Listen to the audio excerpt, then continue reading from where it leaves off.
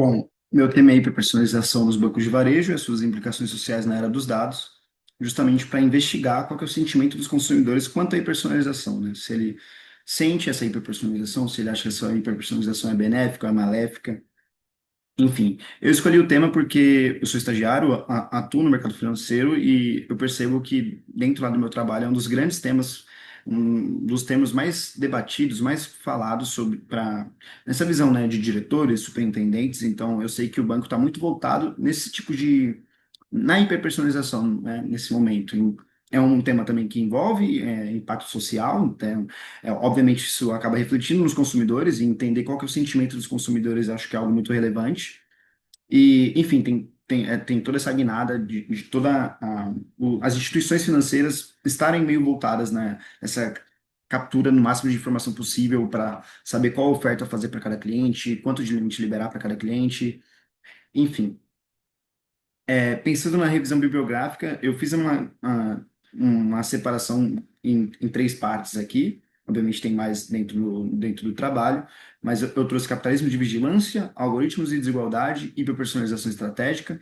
O capitalismo de vigilância do Zuboff, ele mostra sobre como a gente está sempre sendo monitorado, né? Os bancos estão sempre prevendo e influenciando o comportamento dos usuários. Então, além de ter esse sentimento de estar sempre sendo observado, você também acaba tomando algumas decisões por conta dessa influência de comportamento, né? Pensando agora no O'Neill, em algoritmos de desigualdade, ele trouxe que os algoritmos eles podem funcionar como armas de destruição matemática, né? Então, justamente por esses algoritmos terem viés, né, esses dados eles são automatizados, mas a partir de um certo viés. Esse viés acaba excluindo grande parte desse universo, né? Então, acaba não liberando crédito, não liberando limite, enfim, para certos perfis dentro dessas instituições. E, por fim, na hiperpersonalização estratégica, né, baseada em relatórios da McKinsey, que é realmente para mostrar a grande importância do tema, né, sobre como os bancos estão cada vez mais investindo e aprimorando essa parte realmente de captar dados e utilizar dados, para tratar cada cliente como se fosse único e mandar comunicações para ele, produtar em cima desse cliente de maneira personalizada em cada um.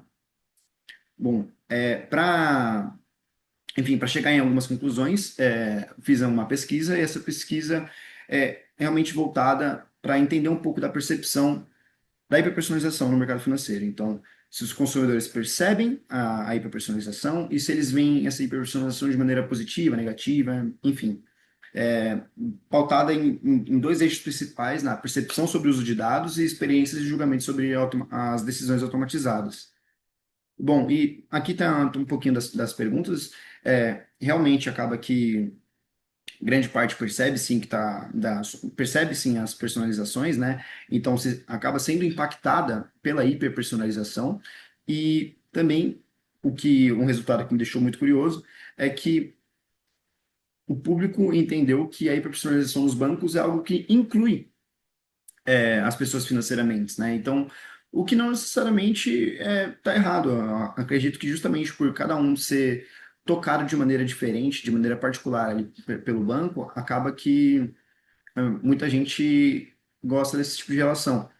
Mas também acho algo relevante aqui trazer que grande parte do público acabou não sabendo respondendo ou colocou que exclui.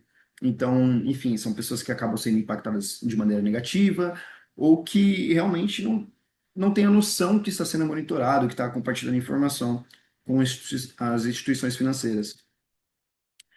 Né, passando agora para essa parte, sobre uma pergunta que é não voltada só nas instituições financeiras, né, mas sim nos algoritmos. Então, os algoritmos reproduzem desigualdades sociais? Imensa maioria falou que sim, justamente pensando na referência bibliográfica do O'Neill, de fato, os algoritmos possuem viés, né, e esses viés acabam sendo refletidos na maneira que esses algoritmos funcionam. Então, achei muito interessante o resultado dessa pesquisa, justamente para mostrar que os consumidores sabem, eles reconhecem os riscos os possíveis riscos éticos que a IA pode acabar gerando. E do lado direito aqui agora, pensando no conforto em compartilhar dados, muito surpreendente também, tem muita gente que se sente indiferente, confortável, muito confortável. Então é uma relação já natural para muita gente que e não se sentem, não tem esse sentimento negativo quanto a isso, mas também uma parcela significante ali não se sente tão confortável.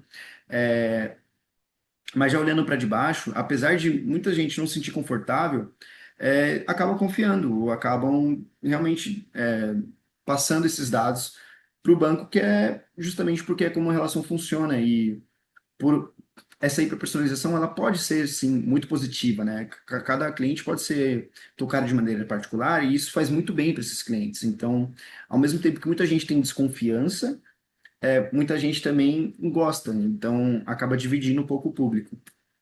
E, bom, como conclusão, eu trouxe aqui que a hiperpersonalização, primeiro, ela é sim percebida como uma prática de melhoria na experiência bancária, então faz bem para muitos, para grande parte dos clientes.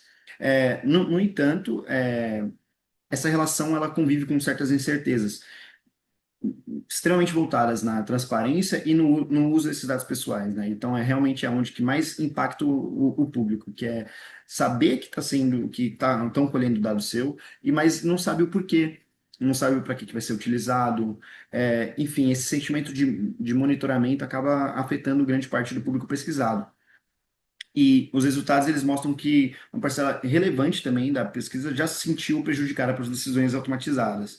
Então, por mais que essas relações automatizadas acabam fazendo muito bem para grande parte do público, tem um público que acaba sendo impactado de maneira injusta, que tem esse sentimento de maneira injusta, né? E, por consequência, os algoritmos acabam reproduzindo desigualdades sociais.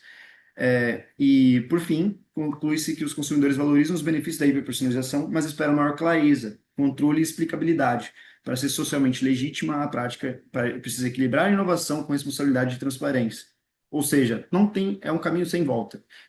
E muita gente vê como algo positivo. Então, de fato, a hiperpersonalização é uma realidade, mas é uma realidade que precisa ser aprimorada, precisa envolver mais transparência, precisa ter mais controles éticos. Então, realmente, a hiperpersonalização ela veio para ficar, os bancos estão investindo, faz todo sentido, mas tem que tomar cuidado com certos pontos que ainda precisa de evolução.